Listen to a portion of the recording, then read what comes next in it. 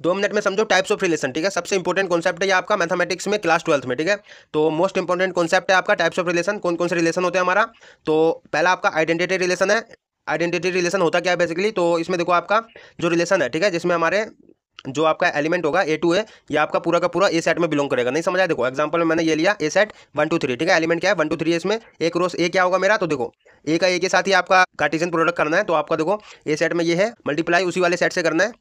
तो यहाँ पे आपका आइडेंटिटी रिलेशन क्या होगा आपका, सेम, ठीक है। 1 का 1 के साथ ही होना चाहिए, 2 का 2 के साथ ही होना चाहिए, 3 का 3 के साथ ही होना चाहिए, मतलब सेम सेम होना चाहिए, ठीक है। तभी आपका आइडेंटिटी होगा। एक्स्ट्रा भी नहीं होना चाहिए कोई सा, ठीक है। हमने जब सारे, एक तो सारे का होना चाहिए, इस वाले का इसके साथ भी होना चाहिए, इसका इसके साथ होना चाहिए, इसका इसके साथ। ऐसे नहीं चलेगा कि भाई 1 का 1 के साथ कर दिया एंड बस बंद कर दिया सेट को, नहीं।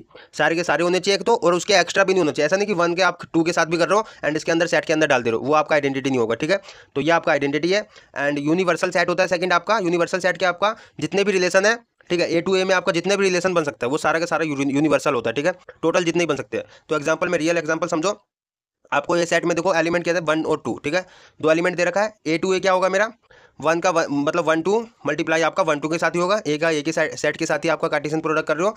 तो आपका क्या क्या किसके साथ रिलेशन बन सकता है इसका, 1 का 1 के साथ बन सकता है, 1 का 2 के साथ भी बना सकता है, ठीक है। ऐसे 2 का 1 के साथ बना सकता है, 2 2 के साथ भी बना सकता है, ठीक है। तो 4 मेरे बने।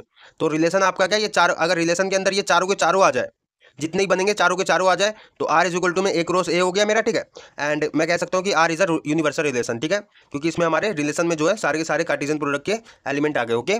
तो ये था आपका यूनिवर्सल रिलेशन। एंड अब जो है ये जो दिख रहा है आपको, reflexive relation, symmetric relation, transitive relation और इक्विवेलेंस रिलेशन, ये चार के चार भाई इंपॉर्टेंट रिलेशन है क्लास 12th में, ठीक है।